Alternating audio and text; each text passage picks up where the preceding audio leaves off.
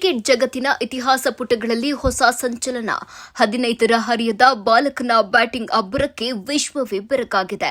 March 27 ಬಿಹಾರದ ಈ ಎಡಗೈ ಬ್ಯಾಟರ್ ವೈಭವ್ ಸೂರ್ಯವಂಶಿ ತನ್ನ 15ನೇ ಜನ್ಮದಿನವನ್ನ ಆಚರಿಸಿಕೊಳ್ತಾ ಇದ್ದಾರೆ.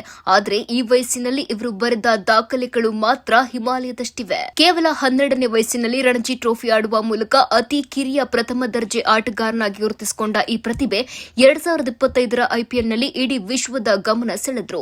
ಗುಜರಾತ್ ಟೈಟನ್ಸ್ ವಿರುದ್ಧ ಕೇವಲ 35 ಎಸೆತಗಳಲ್ಲಿ ಶತಕ ಸಿಡಿಸಿ ಐಪಿಎಲ್ ಇತಿಹಾಸದಲ್ಲಿ ಭಾರತೀಯನೊಬ್ಬ ಬಾರಿಸಿದ ವೇಗದ ಶತಕದ ದಾಖಲೆ ಬರೆದರು.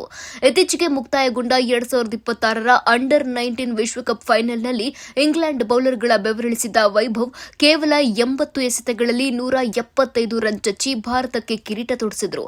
ಆ 15 ಸಿಕ್ಸರ್ಗಳು ವೈಭವ್ ಅವರ ಭಯವಿಲ್ಲದ ಬ್ಯಾಟಿಂಗ್ಗೆ ಸಾಕ್ಷಿಯಾದವು. ರವಿಶಾಸ್ತ್ರಿ ಅವರ ಪ್ರಕಾರ ಈತ ಟೀಂ ಇಂಡಿಯಾದ ಆಸ್ತಿ. ಇತ್ತ ಕ್ರಿಕೆಟ್ ದೇವರು ಸಚಿನ್ ತೆಂಡೂಲ್ಕರ್ ಅವರೇ ವೈಭವ್ ಶೈಲಿಯನ್ನ ನೋಡಿ ಬೆರಗಾಗಿದ್ದಾರೆ.